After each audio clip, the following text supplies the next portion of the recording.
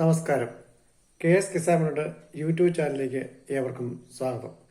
ഇന്ന് നമുക്കിവിടെ ക്ലാസ് എടുക്കാൻ വന്നിരിക്കുന്നത് നമ്മുടെ ശ്രീ ബെന്നി സാറാണ്. ബെന്നി സാറിനെ എല്ലാവർക്കും അറിയാം, ഞാൻ കൂടുതലൊന്നും പറയേണ്ടതില്ല.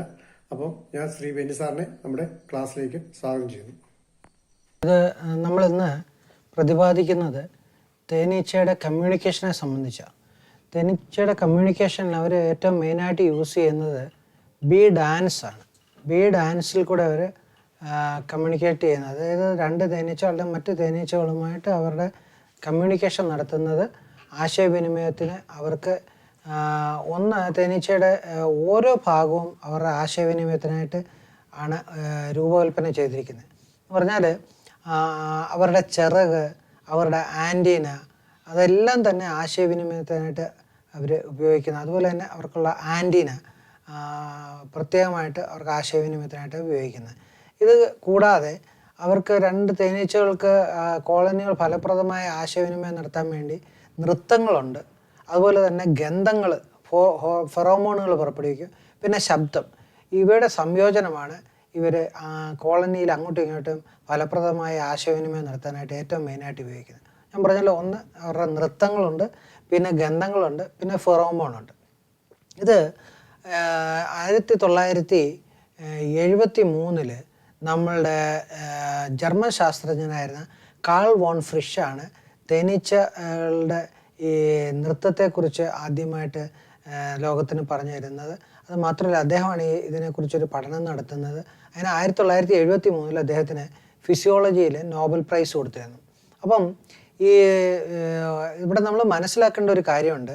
അതായത് തേനീച്ചകൾ നൃത്തം ഉപയോഗിച്ചിട്ട് അവരുടെ ആശയവിനിമയം നടത്തിയത് അവർ ഭക്ഷണത്തിന് വേണ്ടിയിട്ട് ഉപയോഗിക്കുന്നുണ്ട്. ഭക്ഷണത്തിൻ്റെ സ്രോതസ് മനസ്സിലാക്കി കൊടുക്കാൻ വേണ്ടി, ആശയവിനിമയം നടത്താൻ വേണ്ടിയിട്ട് നൃത്തം ഉപയോഗിക്കുന്നത്. അതുപോലെ അപകടങ്ങൾ സൂചിപ്പിക്കാനായിട്ട്. പിന്നെ അതുപോലെ തന്നെ ഇവരുടെ അപ്പം ഇവർ മെയിനായിട്ട് ഈ ഭക്ഷണത്തിൻ്റെ സ്രോതസ് കണ്ടെത്തുന്നതിന് വേണ്ടിയിട്ട്, അല്ലെങ്കിൽ മറ്റുള്ള തേനീച്ചയ്ക്ക് പറഞ്ഞു കൊടുക്കുന്നതിന് വേണ്ടിയിട്ടാണ് ഇവർ ഈ ഡാൻസ് എന്ന് പറയുന്ന ബീ ഡാൻസ് അവതരിപ്പിക്കുന്നത്. പിന്നെ ഇവരുടെ അപകടങ്ങളെ സൂചിപ്പിക്കാനും, പിന്നെ അതറിയാമല്ലോ, നമ്മളിപ്പോൾ കൂട്ടിൽ ചെന്നു, അവരുടെ കൂട്ടിൽ ആരെങ്കിലും ഒരു ഈച്ച കൊന്നു, നമ്മൾ അറിയാതെ ഞെക്കി കൊല്ലുകയൊക്കെ ചെയ്യും. ചിലപ്പോൾ അറിയാതെ പിടിക്കുമ്പോൾ ഞെങ്ങി ചത്തുവും. അങ്ങനെ വരുമ്പോൾ, അങ്ങനെയുള്ള അപകടങ്ങളൊക്കെ വരുമ്പോൾ, കൂട് മറിഞ്ഞ് വീഴുമ്പോൾ, അല്ലെങ്കിൽ കൂടിനെ ഏതെങ്കിലും ജീവികൾ ആക്രമിക്കുമ്പോൾ, പിന്നെ അതുപോലെ തന്നെ ഇവരുടെ ഡ്രോൺസ്, അതായത് ആണീച്ചകൾ ചില സമയങ്ങളിൽ ഇവർ വൈകുന്നേരം സമയങ്ങളിലൊക്കെ ഇവർ പുറത്തു പോയിട്ട് മേറ്റിംഗ് കോൺഗ്രിഗേഷൻ ഏരിയയിൽ ഇവർ സംയോജിക്കും.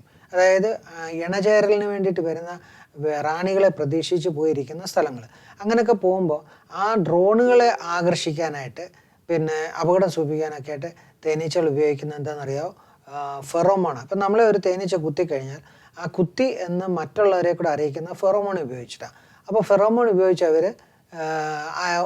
ഒരു തരത്തിൽ ആശയവിനിമയം നടത്തുക. രണ്ടാമത് ഇവർ ആശയവിനിമയം നടത്തുന്നത് ഞാൻ പറഞ്ഞല്ലോ നൃത്തങ്ങളിൽ കൂടെയാണ്. അപ്പം നൃത്തങ്ങളിൽ കൂടെ എന്ന് പറയുമ്പോൾ ഇവർ മെയിനായിട്ട് എപ്പോഴും കൂടുതലും വാക്ടൈൽ അല്ലെ വാഗിൾ ഡാൻസ് എന്ന് പറയും. വാഗിൾ ഡാൻസിൽ കൂടെയാണ് ഇവർ കൂടുതലായിട്ട് മറ്റുള്ള തേനീച്ചകളെ ദിശകളൊക്കെ പറഞ്ഞു കൊടുക്കുന്നത്, അല്ലെങ്കിൽ ഇവർക്കുള്ള ആഹാര സ്രോതസ് പറഞ്ഞു കൊടുക്കുന്നത്. അപ്പം ഒരു തേനീച്ചക്കൂട്ടിൽ പലതരത്തിലുള്ള ഡാൻസ് ഉണ്ട്. 2-3 തരത്തിലുള്ള ഡാൻസുകളുണ്ട്. ഇനി ഇതുമായിട്ട് ബന്ധപ്പെട്ട് ഒത്തിരിയും കാര്യങ്ങൾ നിങ്ങളോട് പറഞ്ഞു തരാനായിട്ടുണ്ട്. അതായത് തേനീച്ചകൾക്ക് നൃത്തത്തിൽ കൂടെ ആശയവിനിമയം നടത്താൻ പറ്റുമെന്നും, ആ ആശയവിനിമയം നടത്തുന്നത് എങ്ങനെയൊക്കെയാണെന്നുള്ളതിനെക്കുറിച്ച് നമ്മൾ കൂടുതലായിട്ട് പറയുന്നതാണ്. അപ്പം ഞാൻ തൽക്കാലം ഇന്ന് ഇതിൻ്റെ ചെറിയൊരു ഭാഗം മാത്രം അവതരിപ്പിച്ചുകൊണ്ട് നിർത്തുകയാണ്. എല്ലാവർക്കും എൻ്റെ നമസ്കാരം. ബെന്നി സാറിൻ്റെ ക്ലാസ് വളരെ നല്ലൊരു ക്ലാസ്സായിരുന്നു. എല്ലാവർക്കും വളരെ മനസ്സിലാകാത്ത രീതിയിൽ ക്ലാസ് എടുത്ത ബെന്നി സാറിന് KS കിസാമിനുടെ യൂട്യൂബ് ചാനലിൻ്റെ നാമത്തിൽ എൻ്റെ നന്ദിയും കടപ്പാടും ഞാൻ അറിയിക്കുന്നു. ഇതുപോലെ ഇനിയും സാറിൻ്റെ ക്ലാസ്സിൽ വന്ന്, എൻ്റെ ചാനലിൽ വന്ന് ക്ലാസ് എടുക്കുമെന്ന് ഞാൻ പ്രതീക്ഷിക്കുന്നു. അപ്പോൾ പ്രേക്ഷകർ കൂടുതൽ ക്ലാസ്സിൻ്റെ ബെന്നി സാറിൻ്റെ ക്ലാസ്സിന് വേണ്ടി ആഗ്രഹിക്കുന്നുണ്ട്. അപ്പോൾ വളരെ തിരക്കിലും നമ്മുടെ KS കിസാമിനുടെ വന്ന് സഹായിക്കുന്ന ബെന്നി സാറിന് ഒരിക്കൽ കൂടി നന്ദി പറഞ്ഞുകൊണ്ട് നിർത്തുന്നു. നന്ദി, നമസ്കാരം.